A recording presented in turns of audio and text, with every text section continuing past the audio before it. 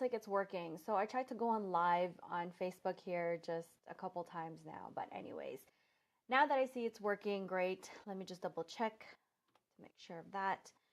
Happy Wednesday, everybody, and welcome to Just the Tip, where I'll be giving you just one business tip or resource in each video. So they're all actionable tips so that you can build momentum, overcome your fears, and ultimately help you achieve your goals. Okay, so my name is Rigel Jones, and I am your host for Just the Tip. I'm a business system strategist and productivity coach or junkie or whatever you want to call it. I love everything productivity. So you can talk to me if you ever have any questions about, productivity tools or tips, but I'll be giving them to you no holds bar in all of my videos. So today's video is just going to be very quick because I have to actually get going. Um, it's about saying no, and it's about setting boundaries in your business so that you're able to say no to things that you don't like to do, that you don't love. And yeah, so that's what this video is about. So, what do I mean by just say no, or don't be afraid to say no? I'll give you a good example. So, if you're a photographer and you only do portraits or professional photos, headshots, and things of that sort, and somebody asks you, and you're just starting out, let's say, oh, can you do weddings or events? And you're saying, well, I've never done it before, but I could try in your head, right?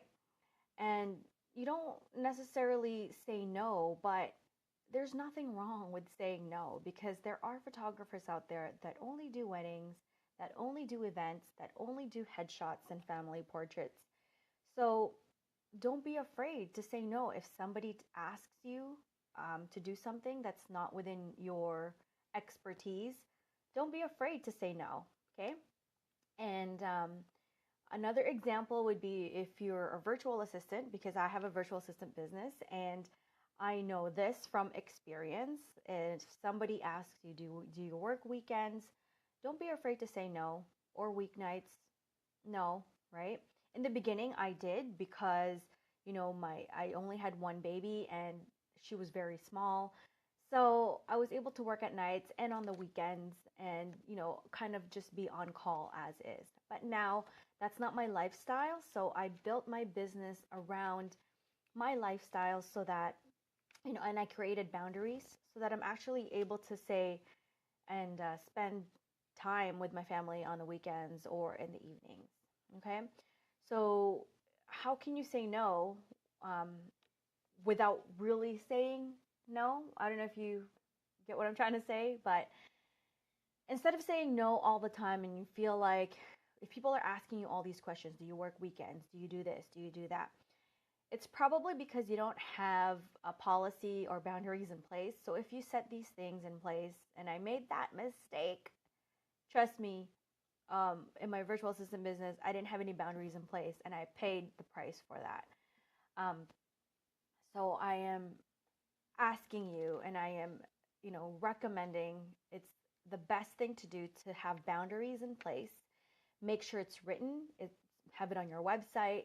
Put it on your onboarding system, and put it everywhere where people can see, your new clients can see, or people that want to work with you can see that, you know, Rigel is only available within 9 to 4:30 p.m. on Monday to Fridays, and the offices are closed on statutory holidays and on the weekends. So people don't have to ask you because your office hours or your boundaries are already in place. Can they contact you by text or sending you a Facebook message? Maybe if you tell them that they can, they will.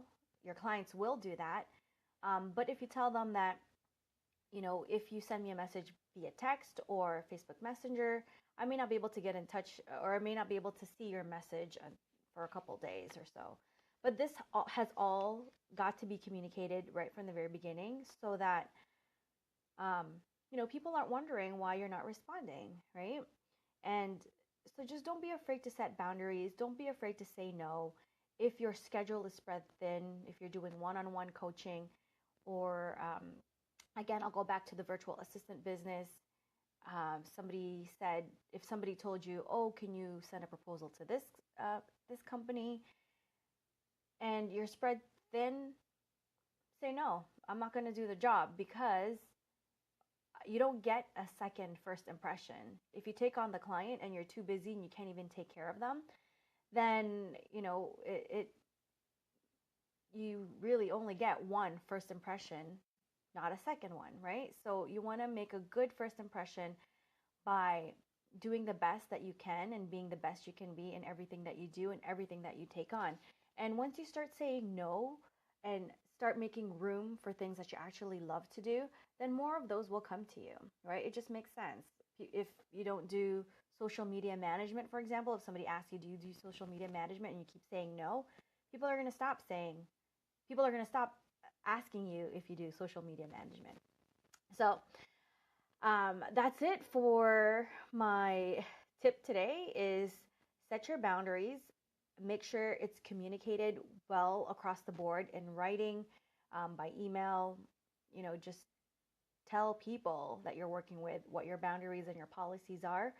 And don't be afraid to say no, because once these boundaries are in place, then you can just refer back to them and say, hey, I don't work on weekends. Say, hey, like it takes me a couple days to do a certain task. you know that's what that's how it's going to be. And ultimately, this is, you're building a business around your lifestyle, because if you don't do that, then you might as well get a work for somebody else, get a job, and work on somebody else's term. And yeah, but that's not what what I'm trying to teach you, is to how to create a business around your lifestyle so that you can love your business. Okay? So if you have any questions, please feel free to post them in the comments below, and I will see you in a couple days again. All right? Thank you so much for watching. Bye for now.